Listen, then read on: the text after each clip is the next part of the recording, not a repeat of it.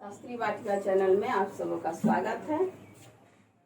हम आज देखते हैं, आज आपके बीच लेकर के आए हैं वर्णों का उच्चारण स्थान। वर्ण के बारे में हम सभी वर्ण के बारे में पढ़ा दिए हैं, लेकिन उच्चारण स्थान हम कुछ का ही बताए थे। शेष वर्ण का उच्चारण स्थान हम आज फिर बताने जा रहे हैं। ये वर्णों का उच्चारण स्थान क्या है? चैप्टर का नाम वर्णों का उच्चारण स्थान। इस वर्णों के उच्चारण स्थान को हम सूत्र के साथ बताने जा रहे हैं। जो संस्कृत के सूत्र हैं, उन सूत्र के साथ हम आपके बीच ये वर्णों के उच्चारण स्थान को रख रहे हैं। सूत्र है आपका अकु विसर्जनीया नाम। सूत्र क्या है? अकु विसर्जनीया नाम कंठ। सूत्र का नाम है अकु विसर्जनीया नाम कंठ। जितने इतना जो परिभाषित किया गया है, ये सब इतना ही सूत्र में छिपा हुआ है। अकु विसर्जनीया नाम कंठ। यदि इतना सूत्र याद हो जाता है तो फिर आगे याद करने की आवश्यकता ही नहीं आपको पड़ेगी। इसलिए इस सूत्र को ही याद कर लीजिएगा। सूत्र का क्या नाम है? अकु विसर्जनीया नाम कंठ। इसमें देखते हैं कि कौन कौन से वर्ण छिपे हुए हैं। हम कैसे इसको हम अलग अलग करेंगे। तो अ से अ, आ, कु से क वर्ग, ह, अगला है ह और विसर्ग इसका उच्चारण स्थान क्या है? कंठ है। स्पष्ट हो गया होगा। ये बहुत ही मार्केबल चीज है। इससे इतने अधिक प्रश्न आते हैं कि आप सोच भी नहीं सकते हैं। हर परीक्षा में आपको इससे प्रश्न अवश्य आता है। और इसका उच्चारण स्थान ऐसे याद नहीं रह पाता है।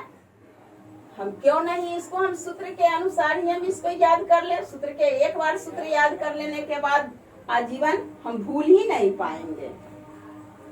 हमने देख लिया कि अकु विसर्जनीया नाम कंठ में कौन कौन से वर्ण आते हैं। प से अ, आ, कु से क वर्ग, ह और विसर्ग। इसके उच्चारण स्थान क्या है? कंठ। स्पष्ट कंठ। दूसरा देखिए, दूसरा सूत्र है इचुएसा नाम तालु। इचुएसा नाम तालु। क्या है सूत्र का नाम? इचुएसा नाम तालु। इसमें हम देखते हैं कि ई से हर्ष ई और दीर्घ ई, चू से च वर्ग, य और तालाबे श। इसका उच्चारण स्थान क्या है? तालु। हर्ष ई, दीर्घ ई, च वर्ग, य और तालाबे श का उच्चारण स्थान क्या है? तालु। स्पष्ट हुआ? इचुएसा नाम तालु में कौन कौन से वर्ण आते हैं? तो हर्ष ई, दीर्घ ई, च वर्ग, य और तालाबे श। इनके उच्चारण स्थान क्या है? तालु। फिर है अब अगला सूत्र हम देखते हैं। अगला सूत्र का नाम है ऋटूर्षा नाम मूर्धा। क्या है? ऋटूर्षा नाम मूर्धा। अब इसमें हम देखते हैं कि कौन कौन से वर्ण हैं। तो री से हर्ष री और दीर्घ री, टू से ट वर्ग, र और मूर्धन्य स। इसका उच्चारण स्थान क्या है? मूर्धा। इसका उच्चारण स्थान मूर्धा है। जो दांत के ऊपर का भाग हमने बताया था, ऊपर से दोनों तरफ है, ये मूर्धा। ऋटूर्षा नाम मूर्धा में कौन कौन से वर्ण हैं?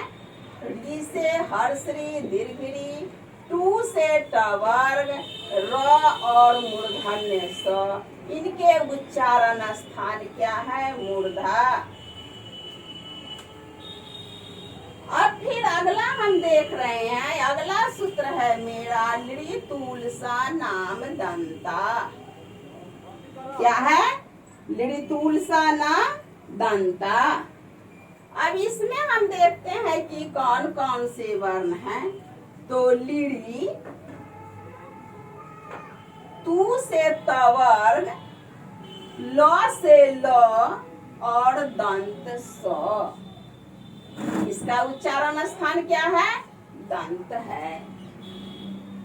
लिड़ी तुलसा नाम दंता में हर्ष लिड़ी, तवर्ग, ल और दंत स, इसके उच्चारण स्थान दंत है।